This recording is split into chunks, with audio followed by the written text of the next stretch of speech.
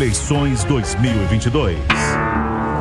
O TSE vai decidir até sexta-feira sobre o fechamento de clubes de tiro no dia das eleições. Repórter Bruno Pinheiro, direto de Brasília, como é que deve se dar essa decisão? Bruno?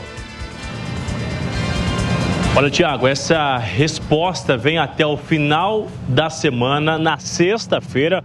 O ministro Alexandre de Moraes informou isso após uma sessão, o julgamento de ontem, lá na Justiça Eleitoral, já que ontem ele recebeu representantes da Polícia Civil e também de vários sindicatos, realmente sobre a segurança nas eleições de outubro, ou seja, no final de semana, no dia 2. E aí, sobre o fechamento de clubes aqui na capital federal e nos outros 26 estados. Então, essa é uma expectativa que o ministro Alexandre de Moraes responda até na sexta-feira qual decisão será tomada, se vai ser fechado ou não. E como já falamos aqui hoje no Jornal da Manhã sobre essa restrição, uma nova regulamentação da Justiça Eleitoral sobre o uso de armas de fogo, ficar cerca de 100 metros do local de votação, inclusive as forças de segurança que só estarão autorizadas a chegar até o local se forem acionadas. E aí, uma informação que eu levantei de bastidor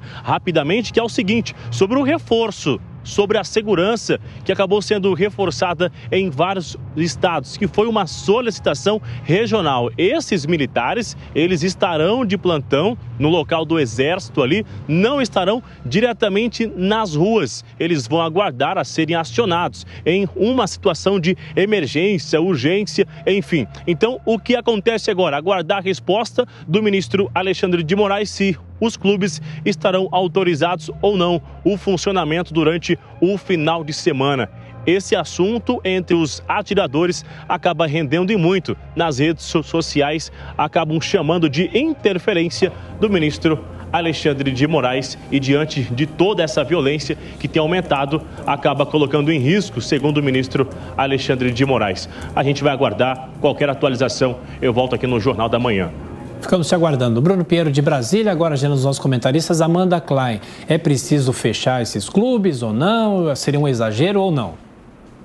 Tiago, você sabe que hoje de manhã está circulando um vídeo nas redes sociais, vários perfis retweetando um vídeo de um senhor, um idoso andando armado, né? Primeiro com uma cena totalmente escatológica, lambendo o cano da arma, e depois ele sai armado pelas ruas de uma aparentemente uma grande cidade, e dizendo que assim que Bolsonaro for reeleito e receber a faixa presidencial, ele deve dar um golpe contra o Congresso e contra o Supremo para fazer com que esses dois poderes sigam a Constituição. Ou seja, ele está pregando golpe porque no entendimento desse senhor, um entendimento muito raso da realidade da Constituição, quem manda e quem determina o que diz a Constituição e como ela deve ser seguida, que na verdade no Estado Democrático de Direito a gente sabe que quem tem a última palavra é o Supremo Tribunal Federal, mas ele acha que é o Executivo, que isso tem que partir do entendimento, da interpretação que o Poder Executivo tem da Constituição.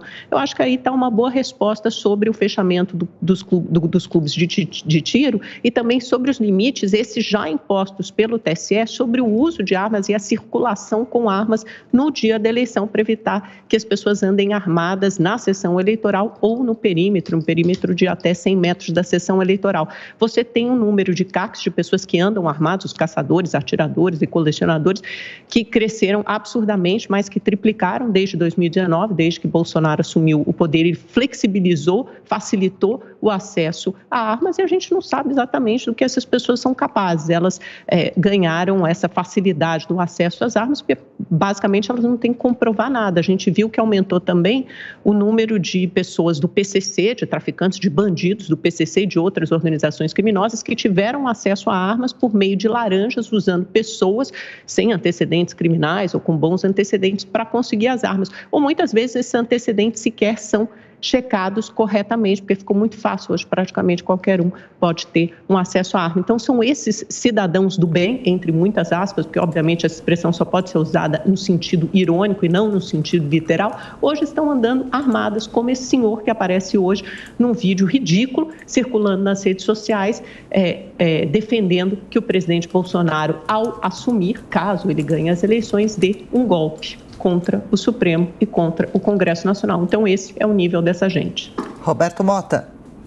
Olha, trata-se, mais uma vez, de criação de narrativa. O que é criação de narrativa? É importante explicar. É quando você pega um problema que não existe ou uma questão irrelevante e transforma isso numa questão central. Qual é o objetivo? É influenciar a opinião pública em determinada direção, sonegando informações ou mudando a realidade. O presidente Bolsonaro defende a legítima defesa armada, o que inclui o direito à posse e ao porte de armas. 99% dos atiradores são apoiadores do presidente. Aí tenta-se criar um relacionamento inexistente entre clubes de tiro e criminalidade. Na verdade, a correlação que existe é justamente o contrário.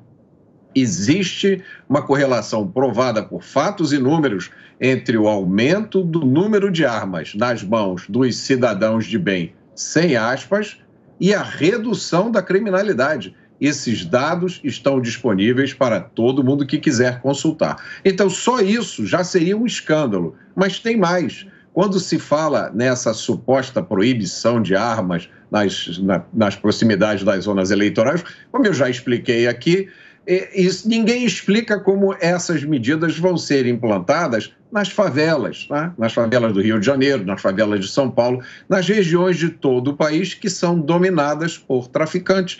Essa pergunta sempre fica no ar.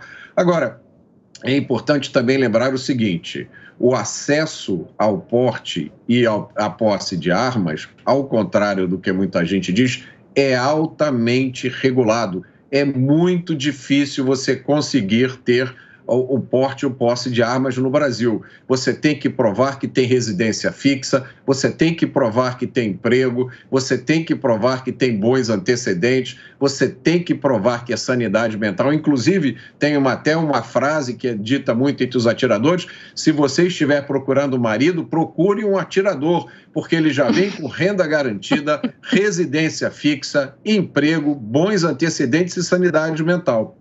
Olha, eu me considero um cidadão de bem sem qualquer aspas ao meu redor.